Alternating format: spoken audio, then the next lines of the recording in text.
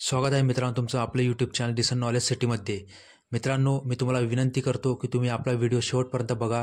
तुम्हाला मी 100% हमी देतो की आपल्या व्हिडिओतून जसे तसे प्रश्न पडतील आणि तुम्हाला पैकीच्या पैकी मार्क्स नक्की मिळतील। आपण प्रश्न उत्तरांच्या स्वरूपामध्ये अभ्यास करणार आहोत, ज्यामुळे तुमचं उत्तर तोंडपाठ होईल आणि ज्यामुळे तुमची ॲक्युरसी परफेक्ट राहील। तर आपला आजचा पहिला प्रश्न आहे, घटना समितीचे पहिले अधिवेशन केव्हा झाले? Option A 9 December 1946, option B 10 डिसेंबर 1946, ऑप्शन सी 11 डिसेंबर 1946, ऑप्शन डी 7 डिसेंबर 1946। मला या प्रश्नाचं उत्तर देण्यासाठी 10 सेकंद मिळणार आहे। तुम्ही 10 सेकंदामध्ये आठवण्याचा प्रयत्न करा, म्हणजे तुमचं ते उत्तर तोंडपाठ होईल।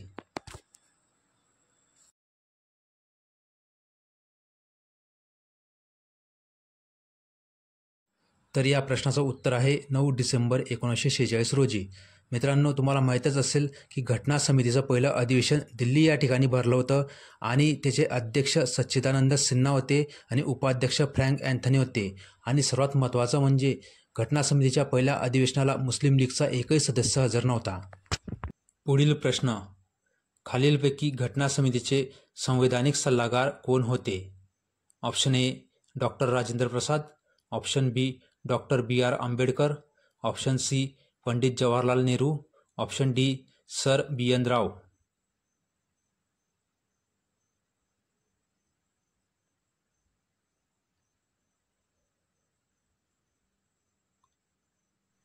या प्रश्नाचं उत्तर आहे option D sir BN Rao.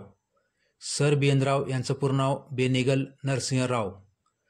Sir BN Rao यांची नेमणूक संविधानिक सल्लागार म्हणून लॉर्ड वेल यांनी केली होती। सर BN राव आंतरराष्ट्रीय न्यायालयामध्ये न्यायाधीश म्हणूनही काम केलेलं आहे।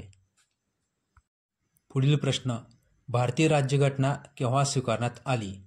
ऑप्शन ए 26 जानेवारी 1949, ऑप्शन बी 26 जानेवारी 1950, ऑप्शन सी 26 नोव्हेंबर 1950, ऑप्शन डी 26 नोव्हेंबर 1949।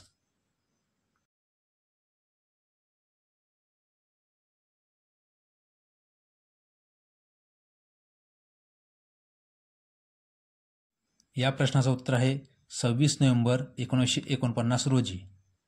आपण जेव्हा भारतीय राज्यघटना स्वीकारली होती 26 नोव्हेंबर 1949 या दिवशी, त्या दिवशी भारतीय राज्यघटनेमध्ये 22 भाग, 395 कलमे, 8 अनुसूच्या आणि 1 प्रास्ताविका होती।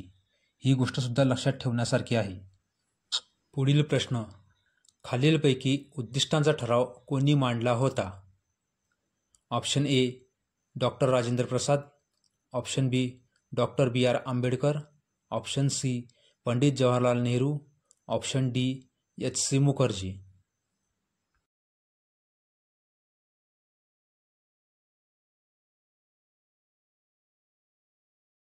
या प्रश्नाचं उत्तर आहे ऑप्शन सी पंडित जवाहरलाल नेहरू।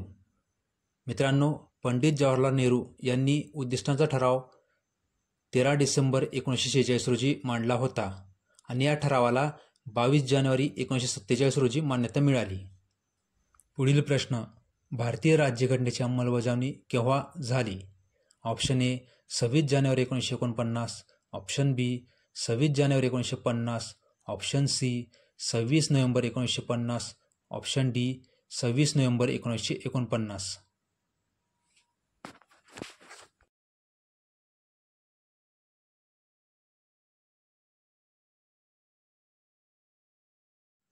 या प्रश्नाचे उत्तर आहे 26 जानेवारी 1950। मित्रांनो, 26 जानेवारी 1950 हा दिवस आपण घटनेचा प्रारंभ दिन किंवा गणराज्य दिन म्हणून ओळखतो।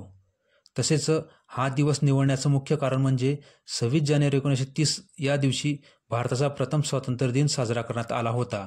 त्यामुळे 26 जानेवारी 1950 या रोजी घटनेची अंमलबजावणी करण्यात आली। पुढील प्रश्न, खालीलपैकी संविधान सभेच्या पहिल्या बैठकीचे उपाध्यक्ष कोण होते?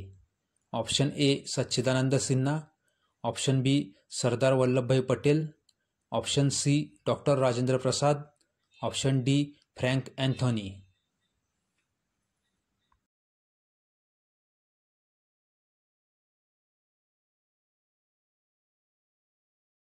या प्रश्नाचे उत्तर आहे ऑप्शन डी फ्रँक अँथनी। मित्रांनो, तुम्हाला माहीत पाहिजे की उपाध्यक्ष म्हणून फ्रँक अँथनी यांची निवड का करण्यात आली? कारण की दुपारी सच्चिदानंद सिन्हा यांची तब्येत खराब झाली होती, तर डॉक्टर सच्चिदानंद सिन्हा यांची तब्येत बिघडल्यामुळे फ्रँक अँथनी यांची उपाध्यक्ष म्हणून निवड करण्यात आली.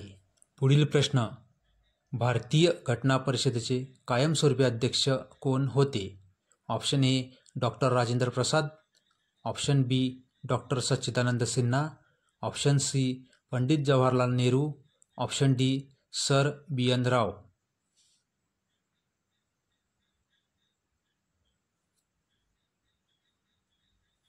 या प्रश्नाचे उत्तर आहे option A doctor Rajendra Prasad. मित्रांनो, तुम्हाला माहीत पाहिजे की डॉक्टर राजेंद्र प्रसाद यांचं अध्यक्ष म्हणून नावाची शिफारस जे.बी. कृपलानी यांनी केली होती, तर त्याला अनुमोदन सरदार वल्लभभाई पटेल यांनी दिले होते. पुढील प्रश्न, खालीलपैकी भारतीय संविधानाच्या मसुदा समितीचे अध्यक्ष कोण होते?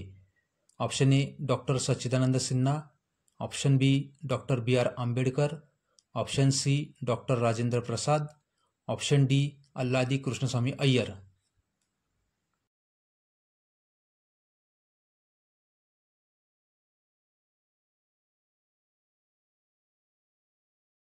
या प्रश्नाचं उत्तर आहे option B doctor B R. Ambedkar. मित्रांनो, मसुदा समितीमध्ये एकूण 7 सदस्य होते, एक अध्यक्ष व इतर 6 सदस्य. मसुदा समितीची स्थापना 29 ऑगस्ट 1947 रोजी करण्यात आली होती. मसुदा समितीने एकूण 141 दिवस काम केलेलं होतं. पुढील प्रश्न, खालीलपैकी घटना परिषदेचे तात्पुरते अध्यक्ष कोण होते? Option A doctor Rajendra Prasad, option B sir B N Rau, option C Pandit Jawaharlal Nehru, option D doctor सच्चिदानंद सिन्हा.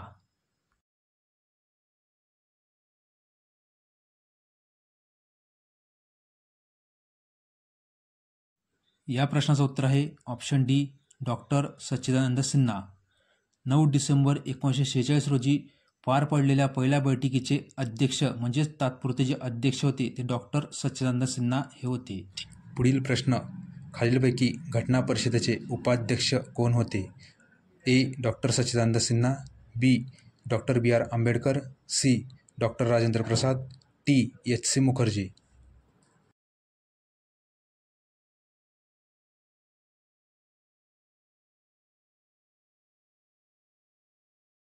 या प्रश्नाचं उत्तर आहे ऑप्शन डी एच.सी. मुखर्जी. मित्रांनो, जर कधी तुम्हाला असा प्रश्न आला की पहिल्या बैठकीच्या वेळी घटना समितीचे उपाध्यक्ष कोण होते, तर त्याचं उत्तर फ्रँक अँथनी लिहायचं. पण आपण दिलेला प्रश्न आला जसे खालीलपैकी घटना परिषदेचे उपाध्यक्ष कोण होते आणि त्यामध्ये एच.सी. मुखर्जी हे ऑप्शन असलं तर त्याचं उत्तर एच.सी. मुखर्जी हेच लिहावं. एच.सी. मुखर्जी म्हणजेच हरेंद्र कुमार मुखर्जी. आशा आहे मित्रांनो तुम्हाला आपला व्हिडिओ नक्कीच आवडला असेल. जर तुम्हाला आपला व्हिडिओ आवडला असेल तर आपल्या व्हिडिओला लाईक करा, शेअर करा आणि आपलं चॅनल डिसन नॉलेज सिटीला सबस्क्राईब करा. मित्रांनो, मी तुम्हाला हमी देतो, जर तुम्ही आपला व्हिडिओ 2-3दा नीट तोंडपाठ केला तर तुम्हाला पैकीच्या पैकी मार्क्स मिळतील. एक्झाम कुठलीही असो, मी 100% गॅरंटी तुम्हाला मार्क्स मिळतील म्हणजे मिळतील.